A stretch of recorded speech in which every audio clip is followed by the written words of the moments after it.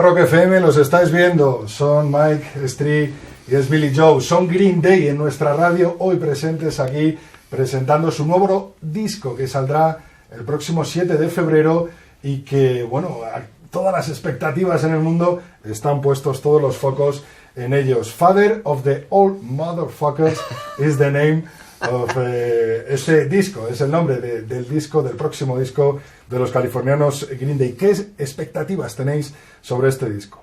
Well, I think we wanted to do some different things on this record. So, one being kind of messing with a little bit of like soul music and glam, and I think a song like "Father of All Motherfuckers" was to come up with almost like a kind of a James Brown kind of beat to it, with and then with but with like garage rock music, and definitely Green Day, and a little bit of Prince.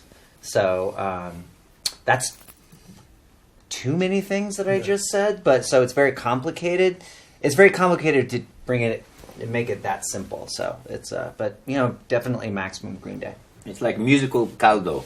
Yeah, a mix of music. Yeah. Okay. ¿Sentís ese gusanillo cada vez que sale un nuevo disco después de más de 3 décadas en los escenarios? Yeah, I think for us it's we're a teenage rock and roll band at one time, so it's all of the new sounds that you make when you were 16, 17 years old. I think that's the thing that you try to make special when you get older, to make to try to. It's not really to duplicate the sound, but duplicate the feeling. En muchos sitios he visto el título abreviado Father of the All. ¿Qué opináis de hoy en día en la censura? ¿Existe? ¿Qué pensáis de la censura hoy en día? I think that censorship is we're almost at a place now where there's going to be no censorship anymore. So I think like some of the places where you can see Father of All ... in the future is going to be less of that, and you're going to be able to just say, and I guess, right? And we're going to free our nipples. En vuestra primera visita aquí en España, visitasteis casas ocupas, estuvisteis en pequeñas casitas en el Levante, no sé si lo recordáis. We just sleep on much nicer floors now.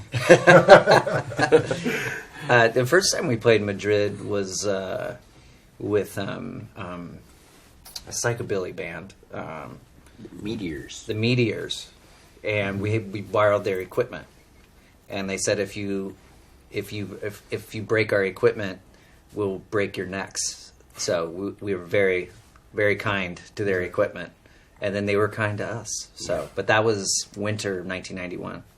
Es verdad que el nombre del disco, Dookie, viene de una diarrea líquida que tuvisteis en la gira anterior presentando Claire Punk. That one, pal. Yeah, Oh, yeah, it doesn't have to be liquid. It could be solid. It could be smooth. It can be shaped like the emoji. Yeah, it's Like eyeballs. yes. Like rabbit pellets. Yeah. I think it actually came from us touring in vans so much, because we would just hear somebody yell the word Dookie in the back, and they were like, "Oh, we got to find some place to take a shit in the middle of nowhere in a van." So yeah. And you thought the name of the album said Dookie Liquid. Yeah. At one point. And then with Father of All Motherfuckers, we were just like, well, how can we raise the bar and make things even more offensive?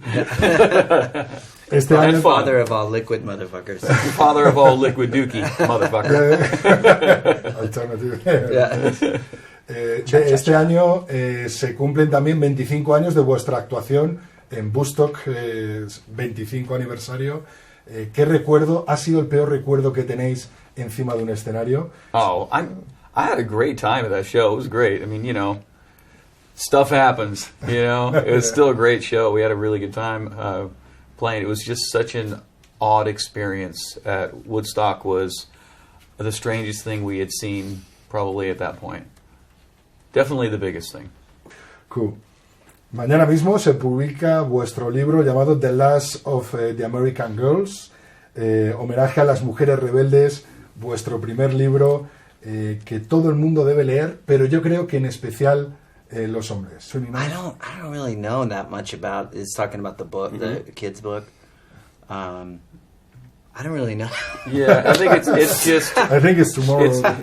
It's lyrics that were translated by pictures. Oh, cool. That's all. It's not an instruction manual. It's just some lyrics to a Green Day song with the good pictures. Yeah. Cool. Somos 3 generaciones las que hemos crecido con vuestra música en los 90, a principios del 2000 y ahora una nueva generación en este 2019. ¿Qué podemos decir? ¿Cuál es el secreto para permanecer en el éxito más de 3 décadas que lleváis encima de los escenarios? It's keeping it passionate, it helps that we're all still friends and we all still have hair, which is good. And, keeping it passionate. Yeah, love of music, It's always about the music and what we're going to create. And the music that we make is going to be here way longer than we are, so make it count. And how do you transmit your feelings to teenagers now in 2019? I mean, Instagram.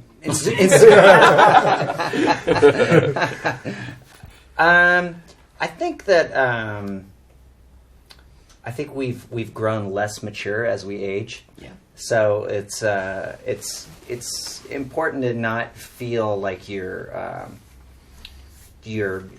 becoming like a stereotypical adult, and to make sure that you can play music that you feel like jumping around in and going crazy. And that's what we always love about Spain is even the first time we've ever come here was people of all ages just dance and they have a good time and they clap their hands and they scream and so that's what Green Day tries to do. I think we are. I think deep down we are Spanish. Vuestro nuevo café, Father of All Dark Roast, viajáis con él, sabe bien, lo tenéis aquí en Madrid, ¿podría probarlo después? I mean, we drink coffee wherever we're at, whatever we can get. If we can bring our own, that's great too, but just good coffee is, it's really important. Yeah. One of the cool things about being able to travel is going to places, and everybody makes coffee differently, and the Spanish coffee is amazing. And then you go somewhere like, Indonesia, and their coffee is totally different, but it's amazing. Italian coffee is amazing. But we do travel with our stash just in case, there's a not so good coffee. Yeah. 25 years, 25 años atrás, los MTV Awards fueron logrados por bandas como Aerosmith, Green Day, Tom Petty, Soundgarden, Nirvana, Bruce Springsteen, Nine Inch Nails. En este año 2019 estos premios los han ganado Taylor Swift, Ariana Grande, Daddy Yankee, Jonas Brothers, Cardi B. El rock and roll ha muerto. Rock and roll is dead. What happened? I don't know. I mean, I think that a lot of people now don't really think of genre as much as they did like back 25 years ago, which is a good thing. I think, I mean, a lot of the pop, I don't listen to the pop music or whatever. I mean, I love rock and roll. I'm practically a student of it. So, to me, it's not dead. I listen to it all the time. I think to most people, it's not. Sometimes I think that's just sort of some kind of media tag to it or something. But I don't know, when you go out to these festivals and you see Green Day and there's 50, 60,000 people going crazy, it doesn't look dead to me. So. Billy, ¿es verdad que tienes una pequeña librería en tu buzón de casa donde la gente deja fascines de punk y se comparten entre ellos? Y otra pregunta es, ¿cuándo te pusiste por primera vez una camisa negra y una corbata roja encima de un escenario? Gosh, the first time I really remember is when we played Woodstock. is I was wearing a black shirt with a red tie with a question mark on it. So I think that got around for a little while, and then I think after that show it was covered in mud. So then I gave it to the Rock and Roll Hall of Fame 15 years later. So. And you have in your home, in your mailbox, a little library. Oh yeah, of pastines and I have a mini papers of punk to share the funds. Oh, I have a mini library out in front of my house, and then people put all kinds of different things in there.